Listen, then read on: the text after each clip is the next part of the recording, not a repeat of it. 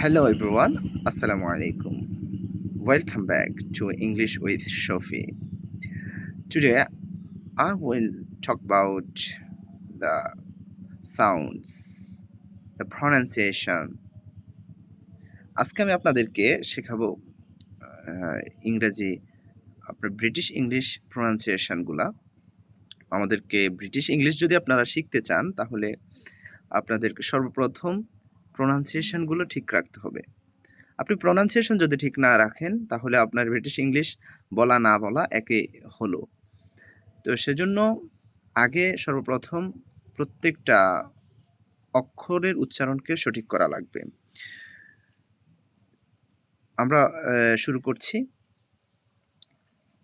আমরা সাধারণত বলে থাকি এ।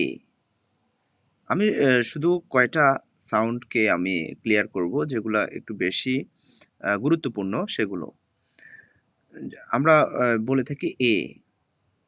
এই জায়গায় আমরা উচ্চারণ করব হচ্ছে এই। এই যেমন যেমন একটা আমরা শব্দ বলতে পারি ডে বলি আমরা, কিন্তু এটা হবে ডেই। ডেই, বে অফ বেঙ্গল, এরকম ডেই। এরপরে আমরা টুডে, টুডে এভাবে বি, সি, ডি, ই, এগুলোর উচ্চারণ ওই সেম আর কি, আমরা যেভাবে বলি সাধারণত। এরপরে হচ্ছে এফ। এফ এটা হচ্ছে অ্যাসপিরেটেড সাউন্ড হবে, আর হাওয়া বের হবে এটার। অ্যাসপিরেটেড না, এটা হাওয়া বের হবে।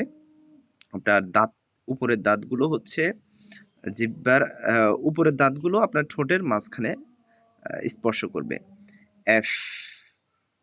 এরপরে জি, এইচ, আই। এরপরেরটা হচ্ছে একটু খেয়াল করি জেই, জেই। খে, খে আমরা কে বলি কিন্তু এটা খয়ের উচ্চারণ হবে, খ সাউন্ড হবে, যেটা আমরা ঘোষ ধ্বনি বলে থাকি। খে। এরপরে এল, এল, এম, এম, এরপর আমরা বলি ও, কিন্তু এটা ও, ও। এরপরে পি। পিটা কখনো অ্যাসপিরেটেড হয়, কখনো অ্যাসপিরেটেড হয় না। তো আমরা আমরা সাধারণত পি বলি, এটা হবে ফি, ফি, ফি। এরপরে হচ্ছে আমরা কিউ বলি, কিন্তু এটা হবে খিউ, এটা হবে খিউ, খিউ। মানে কয়ের উচ্চারণ যেটা ছিল সেটা খ হবে, খিউ। এরপরে হচ্ছে আর, আর। এরপরে এস, আমরা টি বলি, এটা হবে ঠি, ঠি। এরপর ইউ, ভি, ভি বলার সময় আমরা যেরকম এফ বলার সময় যে দাঁতের উপরে দাঁতগুলো আমাদের ঠোঁটের সাথে মিলেছে, তেমনইভাবে ঠোঁটের সাথে মিলিয়ে আমরা পড়ব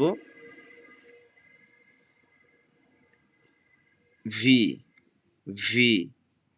এরপর হচ্ছে আমরা বলি ডব্লিউ বলি আমরা, না এটা হবে W, W, W. X, Y. এরপরে হচ্ছে জি বা জেড। তো আমরা যদি এই যে বিশেষ করে অল্প কয়টা সাউন্ড আছে, এই সাউন্ডগুলো যদি আমরা সঠিকভাবে ধরে নিতে পারি তাহলে আমাদের ইংলিশ, ব্রিটিশ ইংলিশ আমাদের জন্য খুবই ফানি মনে হবে, একেবারে সহজ মনে হবে। আমরা এখন যেগুলো বুঝতে পারছি না, কনস্ট্রাকশন আছে, আরও অনেক বিষয় আছে, সেগুলো ধরতে পারলে আমরা আশা করছি ব্রিটিশ ইংলিশ আমাদের জন্য সহজ হয়ে যাবে। So thank you all for watching my video. Assalamu alaikum warahmatullahi